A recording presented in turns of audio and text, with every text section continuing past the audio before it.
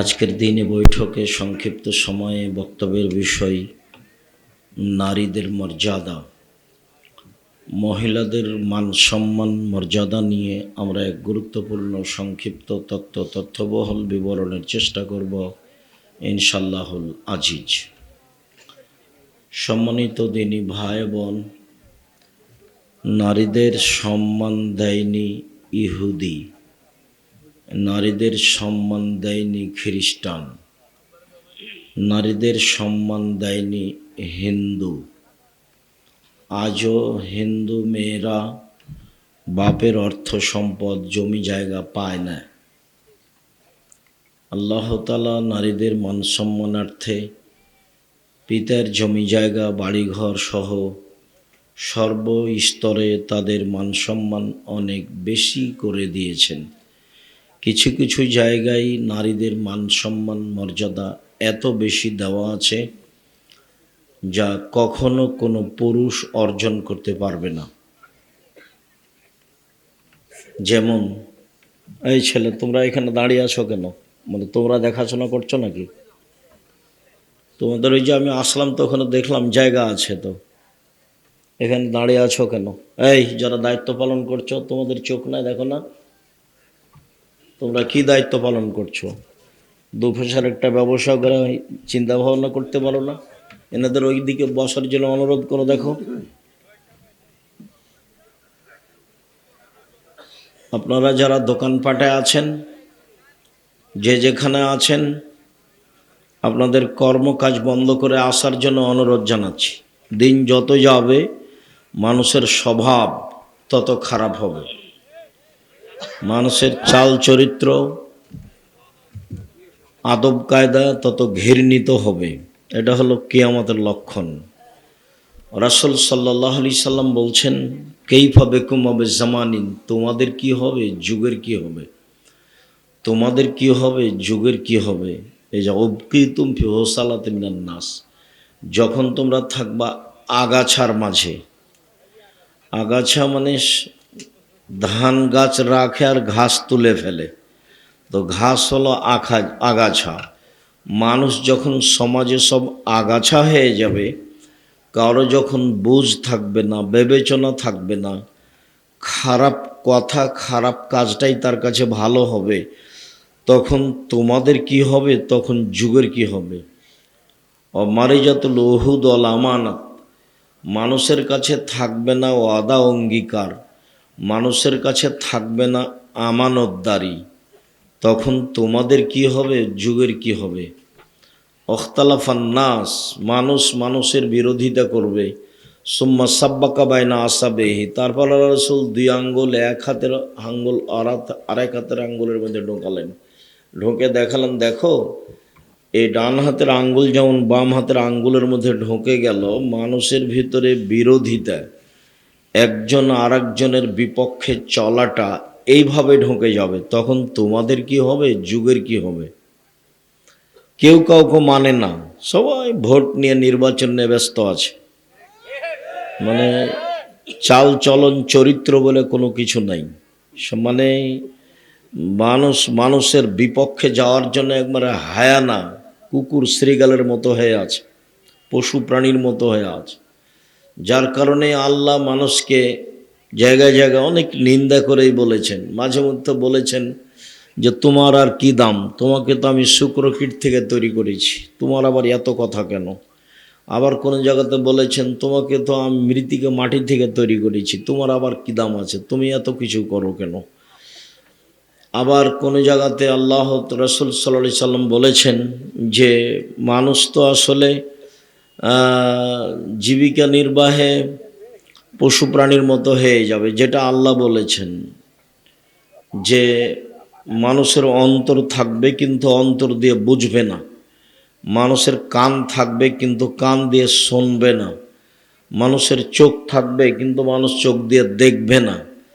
তখন মানুষ হয়ে যাবে কুকুর শ্রীগালের মতো, পশু প্রাণীর মতো, গরু ছাগলের মতো, বালহুম আজাল, বরং তার চেয়ে খারাপ হবে। আর রাসূল সাল্লাল্লাহু আলাইহি সাল্লাম মানুষের চাল চরিত্রের কথা বলতে গিয়ে বলছেন যে লা তাত্তাবিউন্না, সোনানা মান কানা কাবলাকুম, তোমরা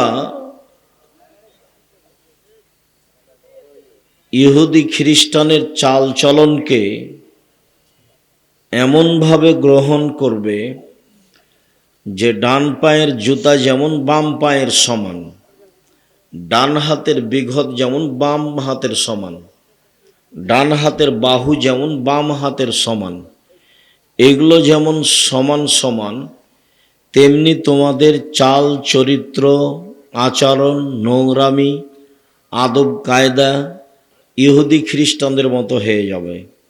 এবার আল্লাহ রসুল নিচের দিকে নামতে লাগলেন কথায়। নামতে নামতে বলছেন, ইহুদি খ্রিস্টান যদি মায়ের সাথে জেনা করে তোমরাও করবা, তার মানে তোমাদের চরিত্র এত খারাপ হবে। তাহলে মানুষের অবস্থা কি হবে?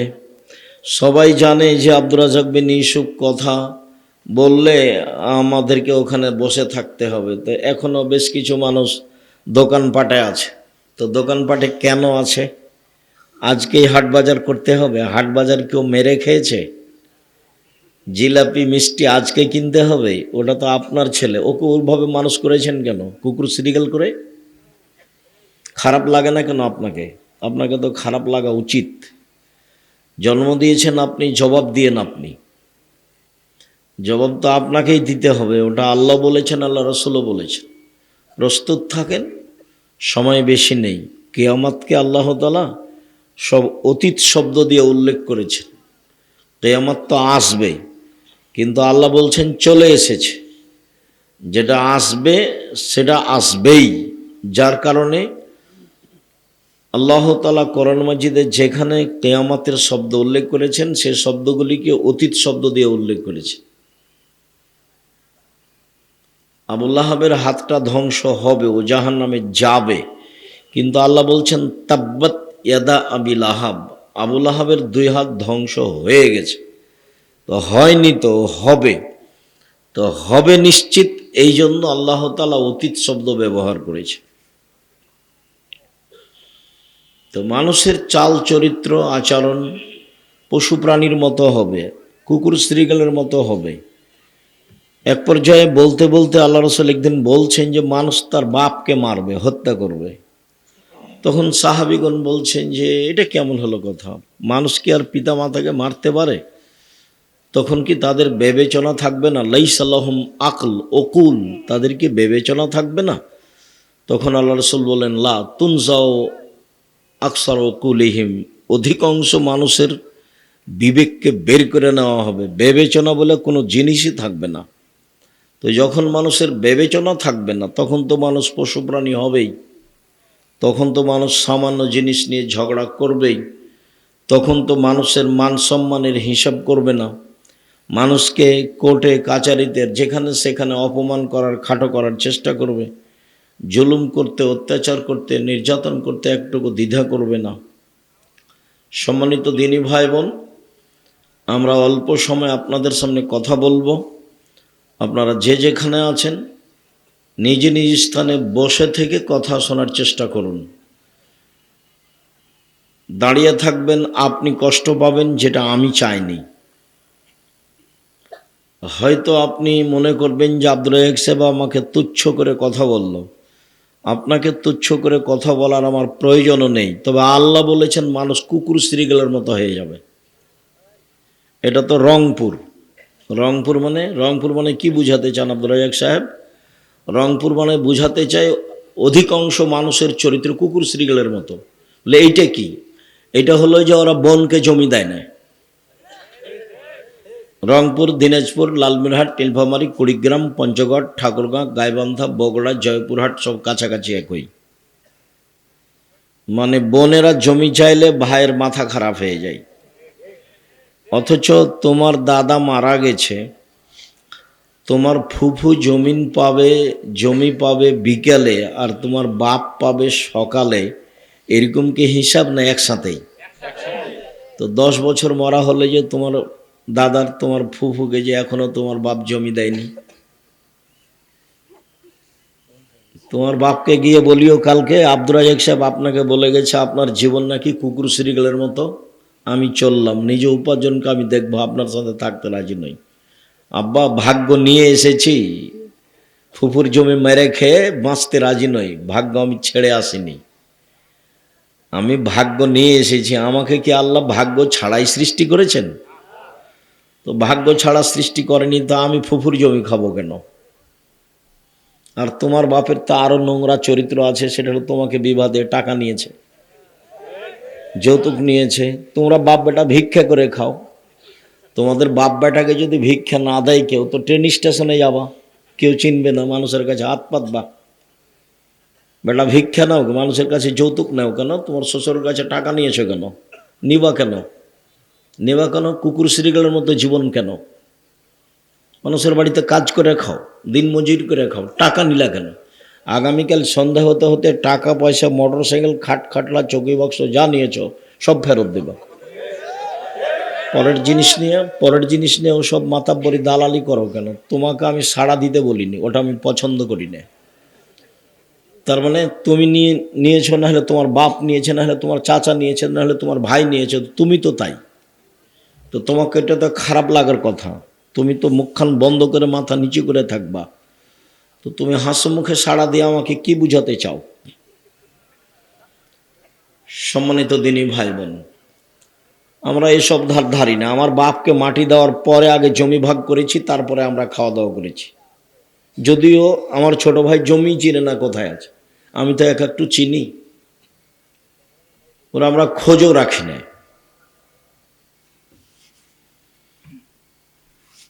সম্মানিত দিনী ভাই বোন, মানুষের টাকা নিয়ে, টাকা দিয়ে মোটর সাইকেল কিনে নিজেকে মাতাব্বরি দেখায়েন না, কাজ করে খায়েন মানুষের বাড়িতে। সারাদিন কাজ করবেন, 500-600 টাকা পাবেন, এটা আপনার কোটি টাকা দাম। কেউ দিনে 1,00,000 টাকা ইনকাম করে, আপনি দিনে 500 টাকা ইনকাম করবেন, আপনি এটাকে মনে করবেন এটা 5 লক্ষ টাকা। আপনি শান্তি পাবেন, বৈধ রুজি উপার্জনের চেষ্টা করবেন। মহান আল্লাহ বলেন, তারা যেন তাদের সৌন্দর্যকে প্রকাশ না করে, এটা আদেশ। আপনার মা, খালা, ফুফু, আপনি আপনার ফুফুকে আনতে গেছেন কিনা জানি না, আমি তো আমার মায়ের সাথে গেছি আমার খালাদের বাড়ি, তো গরুর গাড়িতে গেছি, যার জন্য বুঝতে পারি না যে আমার মা কিভাবে হাঁটতেন রাস্তায়। তবে আমার ফুফুকে দেখেছি, আমি আমার ফুফুর সাথে আমাদের বাড়ি আসছি বা আমার ফুফুকে নিয়ে গেছি, রাস্তায় মানুষ পড়েছে, তখন আমার ফুফু রাস্তার একদিকে দাঁড়িয়েছে, মানুষটা যখন পার হয়ে গেছে তখন আমার ফুফু আবার হাঁটতে লেগেছে। আর বড় চাদর, যেটা চাদর মাথা থেকে নিয়ে মাটি পর্যন্ত প্রায় ঠেকে আছে। আমার ফুফুকে আমি একাধিক দিন দেখেছি এরকম। বুঝতে পারলেন কি? তো আল্লাহ বলছেন যে মহিলারা যেন তাদের সৌন্দর্য প্রকাশ না করে। তো এটা কে দেখবে? মহিলা যার সে দেখবে, মেয়ে যার সে দেখবে, বাপ দেখবে। আল্লাহ রাসূল সাল্লাল্লাহু আলাইহি সাল্লাম পিতাকে বললেন যে মান কানাত লাহু ওয়ালিদা ফাআল্লামা ফাসানা তালিমাহু আদাবাহ ফাসানা তাদিবাহ।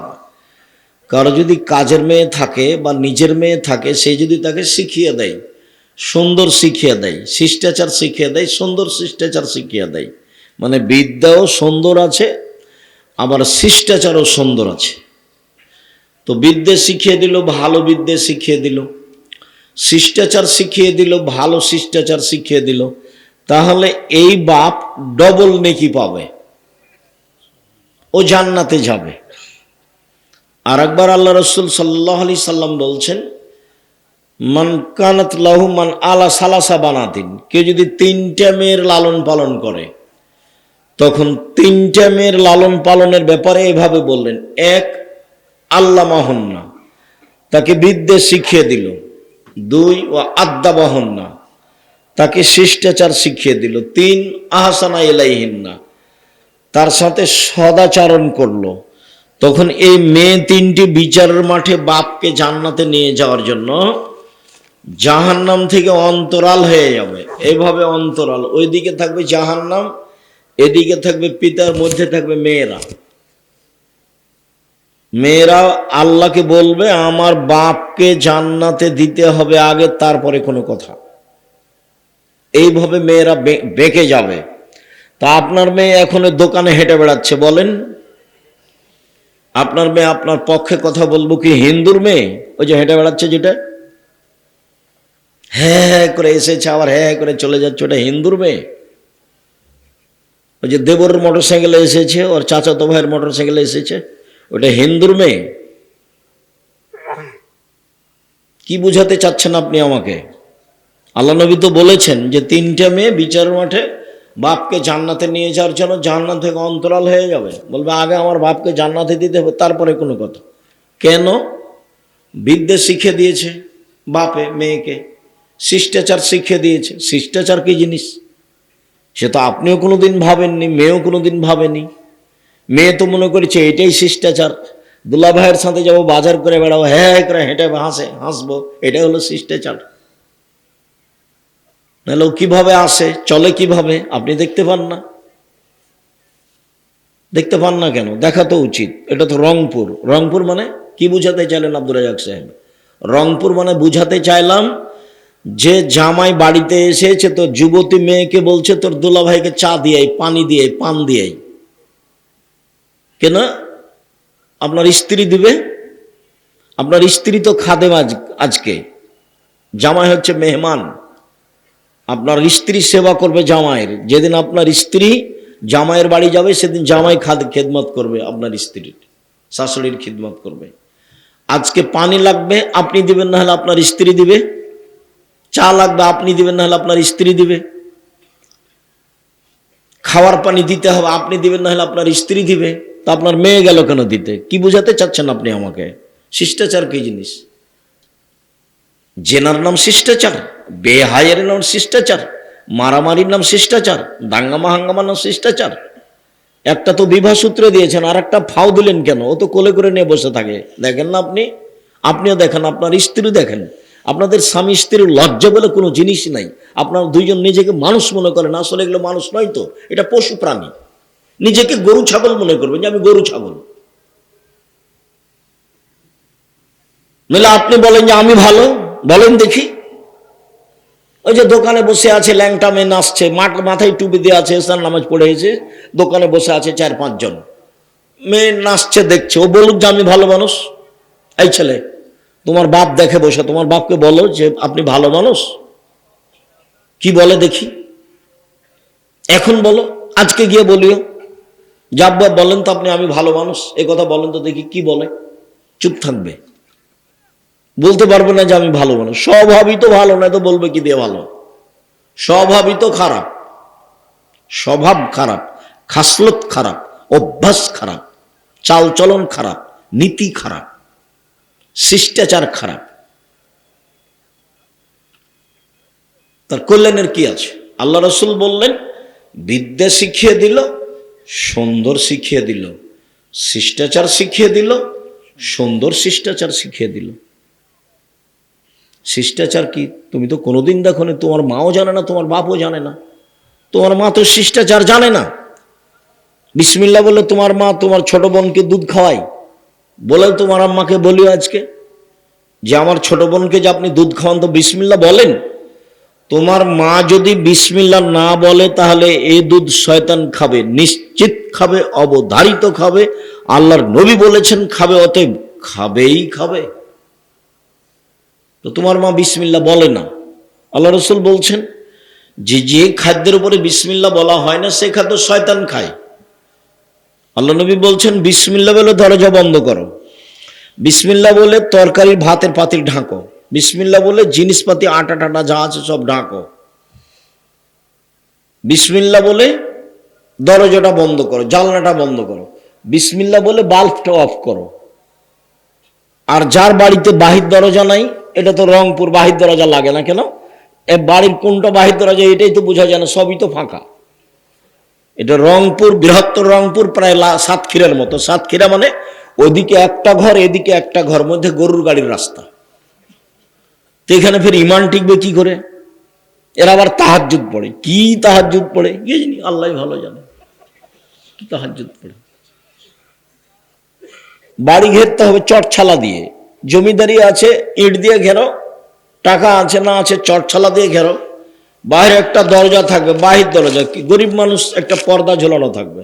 আপনার স্ত্রী যখন রাতে ঘুমাতে যাবে তো ওরকম একটা কাঠখড়ি কিছু এক আঙ্গুল দেড় আঙ্গুল বা কিছু বিসমিল্লাহ বলে রেখে দিবে। আল্লাহ রসুল বলেছেন সকাল পর্যন্ত এই দরজাতে শয়তান ঢুকতে পারবে না। হাদিস বুখারী মুসলিম। তো তোমার মা কি শিষ্টাচার জানে? তোমার মা তোমার বোনকে বিসমিল্লাহ বলে দুধ খাওয়ায় না। তোমার মা ভাতের পাতি থেকে ভাতটাও বের করতে জানে না, এমনিতে চামচ ডুবিয়ে দেয়। বলো তো কোন দিক থেকে চামচ ডুবাতে হবে? এক পাশ থেকে। তরকারি এক পাশ থেকে, গামলার ভাতটা উঠাতে হবে এক পাশ থেকে। তো কি শিষ্টাচার জানলো? তোমার বোনের নখগুলো বড় আছে, এটা কোন শিষ্টাচার? নখে নেইল পালিশ আছে, এটা কোন শিষ্টাচার? নেইল পালিশ তো ইহুদি খ্রিস্টানদের পতিতালয়ের মেয়েদের বৈশিষ্ট্য। ইহুদি খ্রিস্টানদের পতিতালয় আছে না, পতিতালয় মেয়েরা যারা যে বেশ্যা, যারা জেনা করে, তো ওদের বৈশিষ্ট্য হলো নখে নেইল পালিশ। তো তোমার বোনের আছে কেন? তো তোমার বাপ নেই বেঁচে? দেখে না তোমার বাপ? শুধু খালি উপার্জন করে খাওয়াতে পারলে বাপ হওয়া যায়? ভিক্ষে করেও তো মানুষ খায়।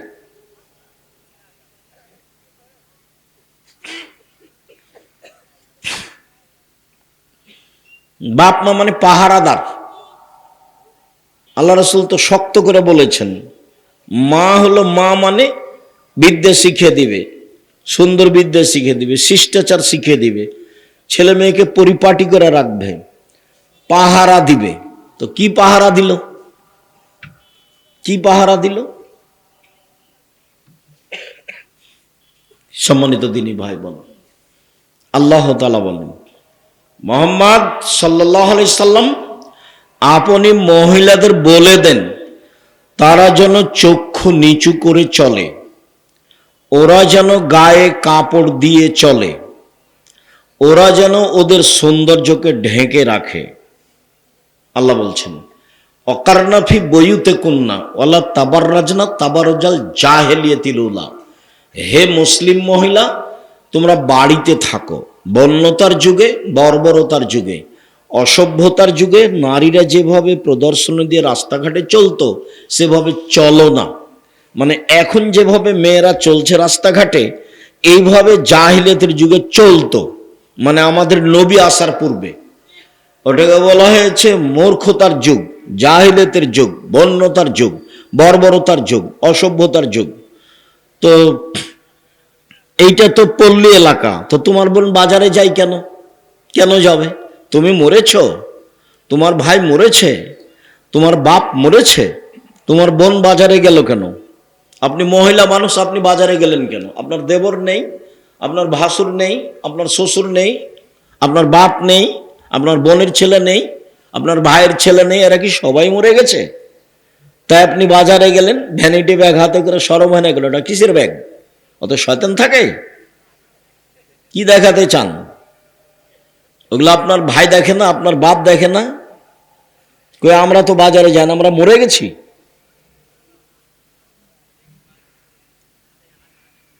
কেন যাবেন?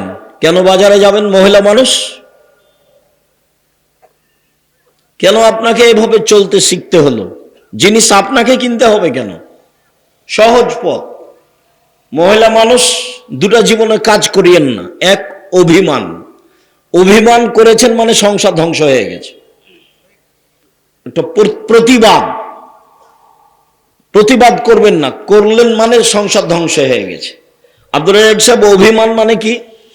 অভিমান মানে হলো এই যে তুমি আমাকে স্বপ্নপুরী দেখতে নিয়ে গেলে না, কোথায় কক্সবাজার থেকে আসে দেখতে, আর রংপুরে আমার বাড়ি কাছে আছে, স্বপ্নপুরে একদিন দেখতে নিয়ে গেলে না, এর নাম অভিমান। একটা ভালো কাপড় দিলে না, যখনই একটু দেরি হবে তখন শয়তান বলবে, সারা দিন ওই মহিলার পিছে লেগে থাকবে শয়তান, দেখলে তোর স্বামী কথা মানে না, এর আগে বলেছিলে দেয়নি, দেখলে কিছু তোমার স্বামী তোমাকে দেয়ই না, কোনোদিনই দেয়নি। এভাবে শয়তান বলতে বলতে বলতে এমন ভাবে সারা রাত আর তাকে ঘুমাতে দিবে না। সকালবেলাতে বলবে তোর সংসার আমি থাকবো না। তো বললাম ঠিক আছে থাকিস না, যা। তো বলছি এখনই তালাক দিয়ে দে। আচ্ছা দিচ্ছি, তো এক্ষুনি তালাক দে। আগে তালাক দিয়েছে, এক তালাক, দুই তালাক, তিন তালাক, হাজার তালাক, বলে যেমন তালাক দেওয়া হয়েছে তেমন শয়তান আর নেই, চলে গেছে। এখন ধরা পড়ে গেছে, ছেলে মেয়ে তো তিনটে। তো এখন আর কি হবে? এখন তো কঠিন অবস্থা। বেগুনের গাছে বেগুন তুলে খাওয়া যায়, মোলা তুলে খেলে গাছটাই শেষ। তালাক দিলে বউ শেষ। দুটা কিছু গালি দাও, মারা বকা ভালো, কিন্তু তালাক মুখ দেবে আপনার ওই আরো যে আশেপাশে যেগুলো বাজার আছে সেগুলোতে। তা আমার তো সন্দেহ হয় যে আসলে এসব কি হিন্দুর মেয়ে না আসলে মুসলমানের মেয়ে। সম্মানিত দিনী ভাই বোন, আল্লাহ তাআলা বলেন, ইয়া আইয়ুহান নবী কুল্লি আজওয়াজিকা ওয়া বানাতিকা ওয়া নিসাইল মুমিনিনা ইউদনিনা আলাইহিন্না মিন জালাবিবিহিন্না। মুহাম্মদ সাল্লাল্লাহু আলাইহি সাল্লাম আপনি আপনার মেয়েদেরকে, জনগণের স্ত্রীদেরকে, মহিলাদেরকে বলে দেন তারা যখন বাড়ি থেকে বের হবে, প্রয়োজনে যদি বের হয়, তাহলে সে যেন মুখের উপরে কাপড় ঝুলিয়ে পর্দা করে বের হয়। তো শাড়ি পরলে পর্দা থাকে? এই ছেলে,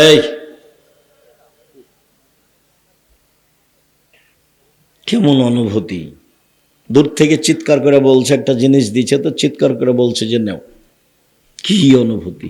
এই ছেলেরা, এই তোমরা যারা কয়েকজন আছো কিনা আমার কাছে ধরা পড়ে না, পাহারা দাও, আশেপাশে দাঁড়িয়ে থাকো, আশেপাশে কেউ যেন মোটর সাইকেল স্টার্ট দিয়ে না যায়, গেলে দূরে গিয়ে স্টার্ট দিবে, এখানে নয়। আর আমি তো আপনাকে বক্তব্য শোনাতে বাধ্য নই, আমি আপনার জন্য এসেছি, এ কথাই ঠিক। আমি ক্লাস থেকে বের হয়ে এসেছি, আবার গিয়ে ক্লাস করব ইনশাআল্লাহ। আমি এত ব্যস্ততার মধ্যে আপনার কাছে এসেছি, আপনার জন্য এসেছি। আপনার আমি কিছু না কিছু উপকার করবই করব ইনশাআল্লাহ, এই জন্য এসেছি। এখন আপনি যদি নিজেকে গরু ছাগল মনে করেন তাহলে তো আমি বুঝাতে পারবো না, পশু প্রাণী মনে করেন তাহলে তো বুঝাতে পারবো না। আল্লাহ কোরআন মাজিদকে দিলেন পাহাড়ের উপরে, তো পাহাড় বলছে বহন করতে পারবো না এই আমানত। আসমান জমিনকে দিলেন, না পারবো না। তো মানুষ বললো যে আমরা পারবো, তো যেমনই মানুষ বললো যে আমরা পারবো, তেমন আল্লাহ তাআলা বললেন জলুমান জাহুলা, মানুষ বড় জাহেল, মানুষ বড় জালেম, মানুষ বড় জাহেল, মানুষ বড় জালেম। অবাক কথা, কোরআন মাজিদের জিম্মেদারি আমরা নিলাম, সেজন্য আমরা জাহেল হয়ে গেলাম, জালেম হয়ে গেলাম। এটা বুঝতে ভুল হয়েছে। জালেম মানে কে? বুঝেও মানে না যে সে হলো জালেম। বুঝেছে যে এটা আমাকে করা লাগবে, ও জানে যে বিড়ি, তামাক, জর্দা, সিগারেট গুলো হারাম, খাদ্য হারাম, এগুলো খেয়ে ইবাদত কবুল হবে না। বিড়ি, তামাক, জর্দা, সিগারেট গুলো এগুলো হারাম খাদ্য, এগুলো নেশাদার দ্রব্য, এ দিয়ে ইবাদত কবুল হবে না। তারপর নিয়মিত জর্দা খাই, গুল খাই, তে হলো জালিম। মানে জেনেও মানে না যে সে হলো জালিম। চেষ্টা করলে বুঝতে পারবে, কিন্তু চেষ্টা করে না, সে হলো জাহেল। আমি ওই টেবিলটার সামনে 1 ঘন্টা বক্তব্য দিয়ে বলছি টেবিল বড় জাহেল, আমার কথাই বুঝে না, এটা হবে? মাইকের সামনে 1 ঘন্টা বক্তব্য দিয়ে বলছি মাইক বড় জাহেল, আমার কথাই বুঝে না, তো এই কথাটা মানালো? তো মানুষ চেষ্টা করলে বুঝতে পারবে, কিন্তু চেষ্টা করে না, তখন মানুষ হলো জাহেল। আর জানে বুঝে মানে না, তখন হলো জালেম। জানে বুঝে মানে না, তখন হলো জালেম। সম্মানিত দিনী ভাই বোন, বলছিলাম আল্লাহ তাআলার আদেশ, মহিলারা যখন বাড়ি থেকে বের হবে তখন পর্দা করে বের হবে, এটা আল্লাহর আদেশ। আল্লাহ তাআলা বলছেন ওয়াইদা সাআলতুমুহুন্না মাতান ফাসআলুহুন্না মিন ওয়ারাই হিজাব। পৃথিবীর মানুষ, তোমরা যদি মহিলাদের কাছে কিছু চাও তো অন্তরাল থেকে চাও, আট থেকে। তো খোলা মাঠে আপনার স্ত্রী আছে, সেখানে অন্তরাল কি? আবার আপনার স্ত্রী, আপনিও দেখতে পান যে আপনার জামাই আপনার যুবতী মেয়েকে কোলে করে নিয়ে বসে আছে, এটা আপনিও দেখতে পান। তো অন্তরাল কি হলো? হাটে বাজারে যাচ্ছে ভ্যানিটি ব্যাগ না আপনার স্ত্রী, তো অন্তরাল কি হলো? কেন বাজারে যাচ্ছে? আল্লাহ বলছেন যে মহিলাদের কাছ থেকে কিছু নিতে হলে অন্তরাল 8 থেকে নাও, কথা বললে 8 থেকে বলো, এটা তোমাদের জন্য, তোমাদের অন্তরের জন্য পবিত্রতা, ভালো, ভুল পথ থেকে বেঁচে যাওয়া, এটা আল্লাহর আদেশ। সম্মানিত দিনী ভাই বোন, মহিলাদের মর্যাদা অনেক বেশি, অনেক বেশি। দেখায় আপনাকে এত বেশি যে এর ধারে কাছে পুরুষ মানুষ নেই। আব্দুর রহমান আউফ বলছেন যে ইন্নাল মারাতা ইজা সাল্লাত খামসাহা, মহিলা যখন 5 ওয়াক্ত সালাত আদায় করলো, অসামাত শাহরাহা, রমজান মাসে সিয়াম পালন করলো, ও আতাত বালাহা, স্বামীকে মেনে চললো, অহসানাত ফারজাহা, জেনায় লিপ্ত হলো না, তখন সে জান্নাতের 8টা দরজার যে কোনো দরজাতে ঢুকতে পারবে। এরকম 4টা কাজ করলে কোন পুরুষ জান্নাতে চলে যাবে, এরকম কথা আল্লাহ রাসূল বলেননি। 1 মিনিট, একটা কাজ আছে সেখানে পুরুষ নারী সবাই। কি? রাসূল সাল্লাল্লাহু আলাইহি সাল্লাম বলছেন, যে ব্যক্তি ওযু করবে, সুন্দর করে ওযু করবে, ওযুর পরে যদিও বলে আশহাদু আল্লা ইলাহা ইল্লাল্লাহু ওয়াহদাহু লা শারীকা লাহু ওয়া আশহাদু আন্না মুহাম্মাদান আবদুহু রাসূলুহু, তাহলে তার জন্য জান্নাতের সব দরজা খোলা। তো তাহলে এখানে তো পুরুষ নারী সবাই সমান। আপনার জন্য যদি এখন থেকে কিয়ামত পর্যন্ত চেষ্টা করি যে একটা ভিন্ন মর্যাদা বের করব পুরুষ হিসাবে, তা বের করা যাবে না। মহিলাদের যাবে অনেক। কয়েকটা দেখায়, এই ছেলে বসো, ঢং দেখাচ্ছ। আপনারা ভাই একটু খেয়াল করবেন, পরিবেশ নষ্ট করে। ও তো এমনি এসেছে, হুড়াহুড়ি করছে, একটু পরে বাইরে যা হুড়াহুড়ি করবে, দৌড়াদৌড়ি করবে। ও তো আর বোঝার শক্তি নেই, বোঝার প্রয়োজনও নেই। দয়া করে কিছুক্ষণ অপেক্ষা করবেন। আমরা তো আর আব্দুল্লাহ বিন ফজল নয় যে ভোর পর্যন্ত বক্তব্য দিব। কিছুক্ষণের মধ্যে আমাদের কথা শেষ হয়ে যাবে ইনশাআল্লাহ। সম্মানিত দিনী ভাই বোন, আপনাকে আমি মহিলাদের মর্যাদা দেখাচ্ছি যেখানে পুরুষের কোনো সুযোগ নেই। তার একটা দেখালাম, কোন মহিলা যদি 5 ওয়াক্ত সালাত আদায় করে, 1, 2 রমজানের সিয়াম থাকে, 3 স্বামীকে মেনে চলে, তিতা লাগলেও মিঠা লাগলেও মেনেই চলতে হবে। মানে স্বামীর সাথে খারাপ আচরণ করে জান্নাত পাওয়া যাবে না। আব্দুর রাজ্জাক সাহেব, আপনার এই কথা আমরা জানি, কিন্তু আমার স্বামীর মুখ এত খারাপ যে ওর মুখের দিকে তাকাতে আমাকে ঘৃণা লাগে। এর পরেও আপনি ধৈর্যের পরিচয় দিয়ে সংসার করেন, এটা আমি আপনার দিনী ভাই হিসেবে পরামর্শ দিচ্ছি। শেষ পর্যন্ত যদি আপনি টিকতে নাই পারেন তো খোলা তালাক করে নেন, কোনো সমস্যা নেই। কাজীর কাছে কালকে গিয়ে বলেন যে আমি সংসার করব না, কাজী একটা তালাকনামা লিখে দিবে, আপনি মোহর টোহর যা নিয়েছেন তা ফেরত দিয়ে পাঠিয়ে দেন। একটা চেয়ারম্যানের কাছে দিয়ে পাঠিয়ে দেন, আর একটা লোকের কাছে দিয়ে পাঠিয়ে দেন। আপনি যেদিন লিখে দিয়েছেন কাজীর কাছে খোলা তালাক, সেদিন থেকে নিয়ে 30 দিন পরে বিবাহ বসতে পারবেন। আর আপনার স্বামী যদি আপনাকে তালাক দেয় তাহলে 90 দিন থামতে হবে। স্বামী যদি স্ত্রীকে তালাক দেয় তাহলে স্ত্রীকে কতদিন থামতে হবে বিবাহ বসার জন্য? 90 দিন। আর যদি মহিলা নিজে খোলা তালাক নেয় তাহলে কতদিন? 30 দিন। সংসার করিয়েন না। সংসার করলে তিতা লাগুক আর মিঠা লাগুক মেনেই চলতে হবে। সপ্তাহ সপ্তাহ কথা বলেন না, মাস মাস কথা বলেন না। আপনি এক জায়গায় থাকেন, আপনার স্বামী এক জায়গায় থাকে। এটা কি? এগুলো কি জীবন? এটা হবে না। এভাবে সংসার করা হবে না। তাকে মেনেই চলতে হবে। যে কয়েকটা হাদিস বলবো সবটাই দেখেন, আপনাদের মর্যাদা অনেক বেশি, কিন্তু কথা স্বামীর সাথে লেগে আছে।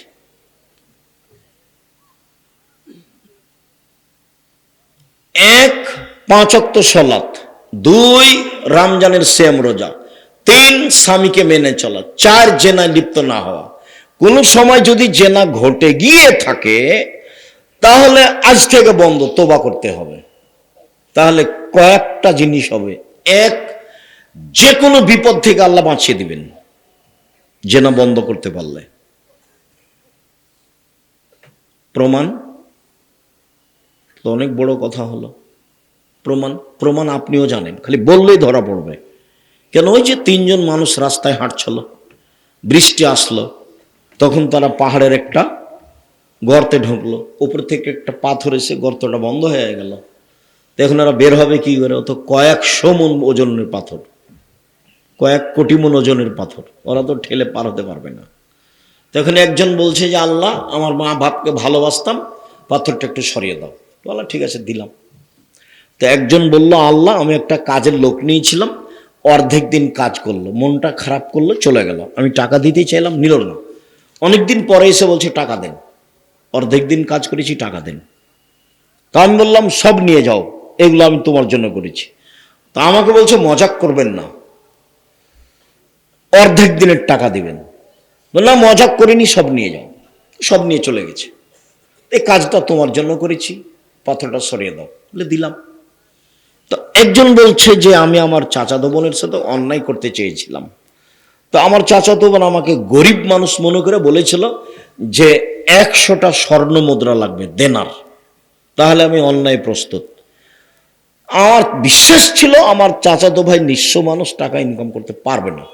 হঠাৎ একদিন দেখা গেল সে টাকা নিয়ে উপস্থিত, সে অন্যায় করার চেষ্টা করলো, আরম্ভ করবে। এরকম সময় আমি বললাম, দেখ, অন্যায় করে আমাকে অসতী প্রমাণ করিস না, আল্লাহকে ভয় কর।